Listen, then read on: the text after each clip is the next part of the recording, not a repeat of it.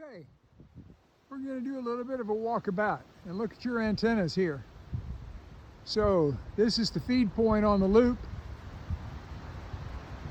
Not dancing too bad. Look over here at some trees. Oh, can you hear the wind? Listen to the wind and look at the trees. Feed point's kind of moving. Balance line moving around. All right, let's just walk the line here. All I've got to do is keep from falling on my face.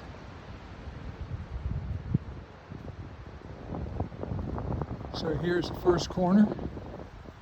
You might or might not be able to see it up there. Yeah, you might be able to see the corner. It's almost, but not quite 90 degrees.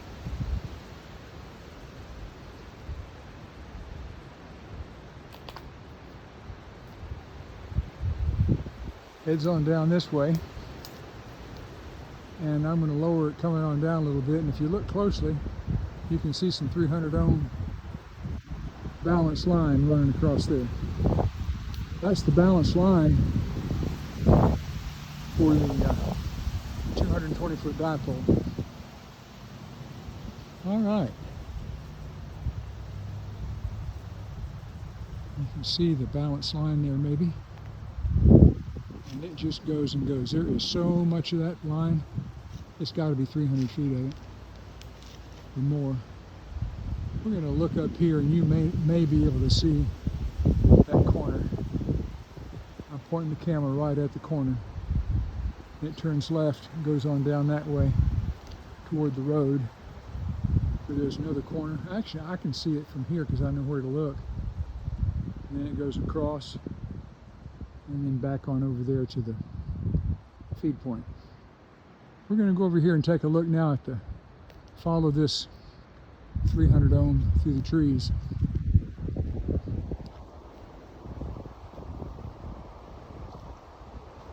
.300 ohm here is tied off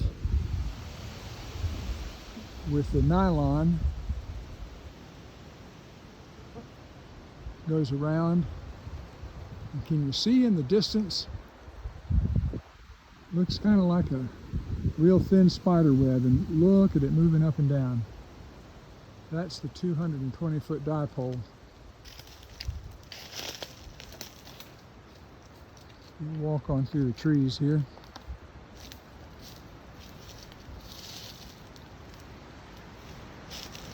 We're walking right up the feed line now. Boy, you can see it moving in the breeze now. We're stopping. Okay, you might be able to make out five lines, 5 wires. The one that starts right overhead that you can see is the feed line coming into the bottom of the feed point. There's 2 of them that are going up at angles up into the air, up into the sky, left and right. Those are the suspension lines for the feed point. And the line going to the right and the left, that's the dipole. And look at those trees move. Look at those trees move. Pretty amazing that stays up there, doesn't it? All right, and now, if you look out this way, the tall tree that I'm looking right at is the first tree that the 220 foot goes over. I'm seeing an interesting property on that.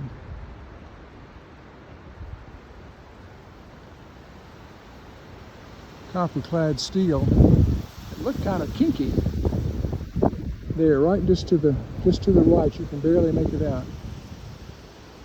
Anyway, that tall tree is where it goes. If I stand real still, look at it move.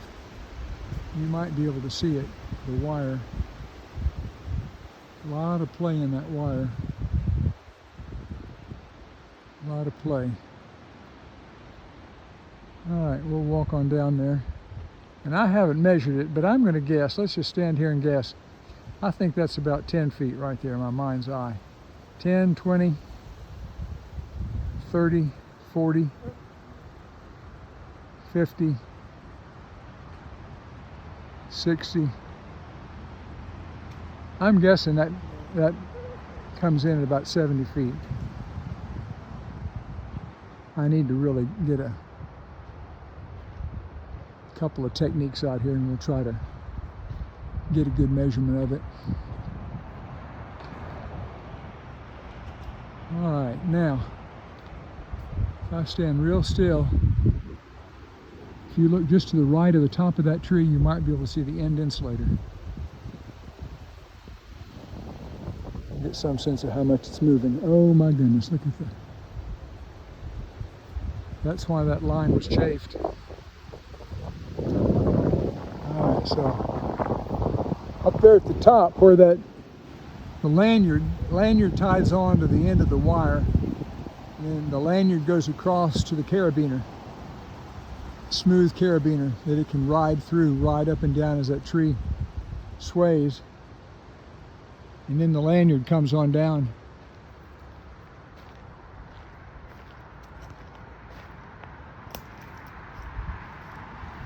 to right here.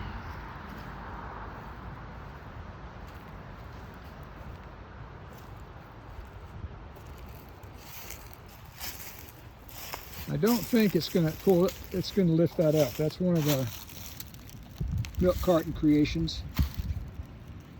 There's the larger carabiner, and this is the line. And there's that worn spot right there. We need to worry about that. Not a lot of tension.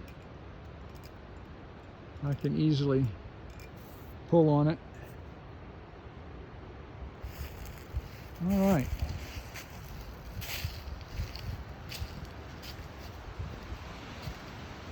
John's in the middle of the Florida QSO party today, so he may be burning up those wires as we walk. I may be getting irradiated here. And it's right up there where I think that wire may be caught in a limb somehow.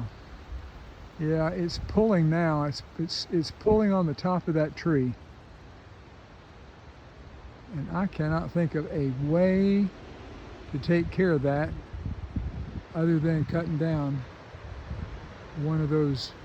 See those two forks going up in the air there? One of those forks it's in the top of one of those. Whoa, look at it pull it over.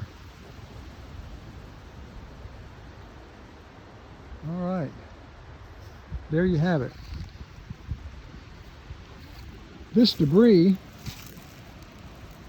that you're seeing washes out of that drainage pipe.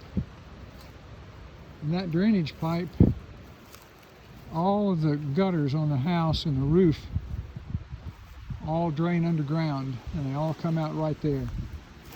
When we have one of these frog strangler rains, there is a river. It is a dry creek bed right there.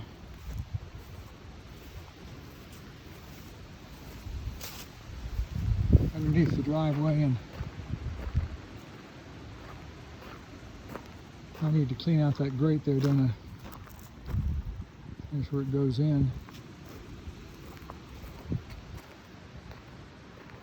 All right, well, John, I think everything is in good shape, reasonably.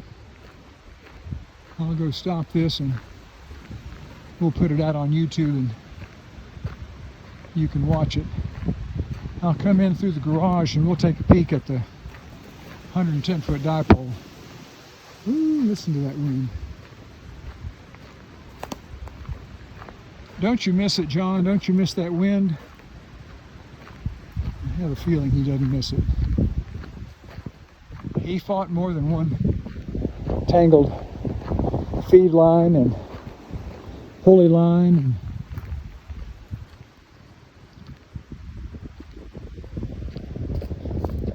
It's a shame to see that 110-foot dipole go to waste. There's the